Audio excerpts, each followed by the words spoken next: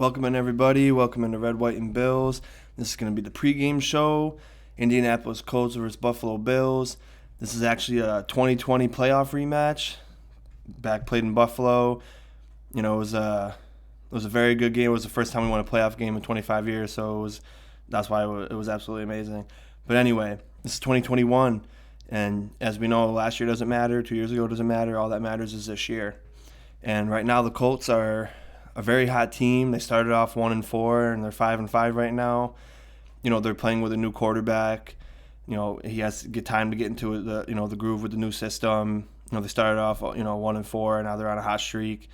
And in my opinion, the Colts are probably the most physical team, along with the Titans. But defensively, I think the Colts are the most physical team in the NFL.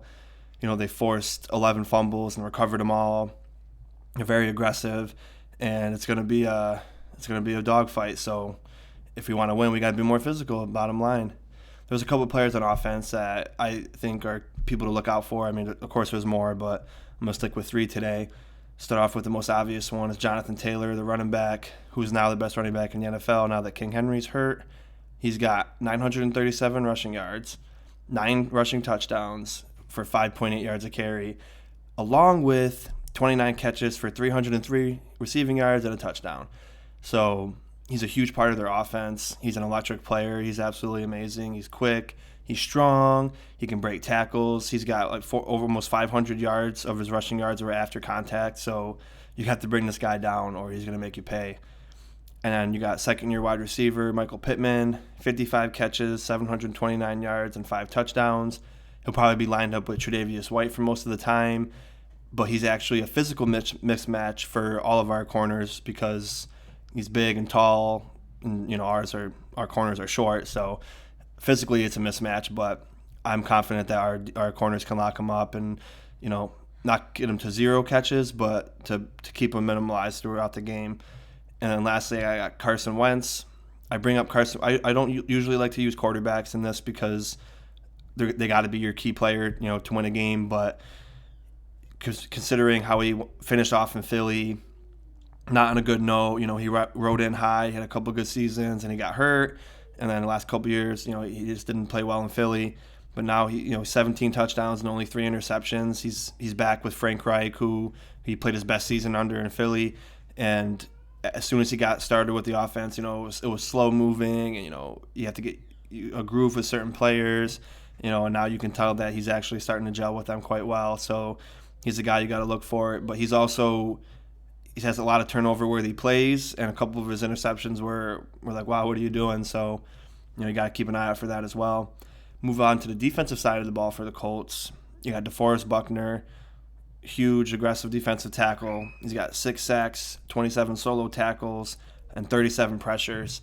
And we have a really weak interior offensive line, so we really got to help out, double team him, slide off the next block to get to him, do a lot of heavy packages with the runs, a lot of stuff what we saw last week to keep him contained because he's a game wrecker.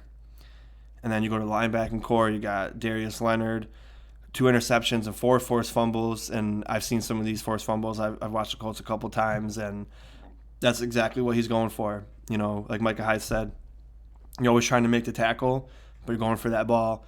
And Leonard's a beast at pumping that ball out. He's also got 46 solo tackles, and he's very good in run defense, and he's pretty decent at coverage as well. So we got to be able to limit his game plays as well. And then I like this guy. I mean, he doesn't really pop out on the stat sheet too much, but he can. Kwity Paye, 12 solo tackles, 1 sack, and 24 pressures. I also bring him up because we'll be struggling with DeForest Buckner with our interior. It'll be a lot of one-on-one matchups with whoever's playing tackle, and it's gonna be a big assignment. He's big, tough, big, strong, quick guy off the edge. So as far as Indianapolis Colts are concerned, these are their 3 guys on offense and defense that I've noticed and that I think some people we have to limit if we want to be successful in this game. And some of our keys, we need a gang tackle and we need a wrap up because, as I mentioned, Jonathan Taylor, he's excellent after he gets contact, and he almost half of his yards are after contact. So he's the type of guy you have to hit low, you have to wrap him up, and you have to finish the tackle. You just can't let him get these extra 3-4 yards after you hit him. You got to bring him down quick. We got to get to Carson Wentz early and often. We need to put him in situations that create turnovers because even though he's doing well this year, we can still put him in those situations because he's been in them this year. Some of them didn't end up being turnovers, but he's had the turnover-worthy plays. And with our strong defensive line, even though we have Star out, I believe that we get to him early with our coverage and our secondary and our defensive line pressure. I think we can force him into a couple turnovers. And the O-line needs to continue to build off of what they did last week. I know already Spencer Brown's out, and we're going to be doing more shuffling. I've yet to hear anything about what they're going to lean with as far as the offensive line goes. But they definitely need to build off last week. They did a lot of misdirections. They did a lot of interesting blocking schemes and heavy packages. So I want to continue to see that because it worked out pretty well. So I want to continue to build off of that with the offensive line. And I also want to continue, it's also kind of with the offensive line, with the jet sweeps and the end around, the run plays that aren't just typical, let's run up the gut or run to the off tackle. We got to keep working these into the offense because it keeps the defenders on their toes. And looking back at the film on the jet sweeps, you couldn't tell who had the ball at that point. That's how quick it was, and that's how excellent it was actually produced. So I think we need to continue doing that because it keeps the defense on their toes, and it might supplement the run game. And those are my keys for the Buffalo Bills. It's going to be a tough game. I'm confident that the Buffalo Bills can pull out a victory, but it's not going to be easy.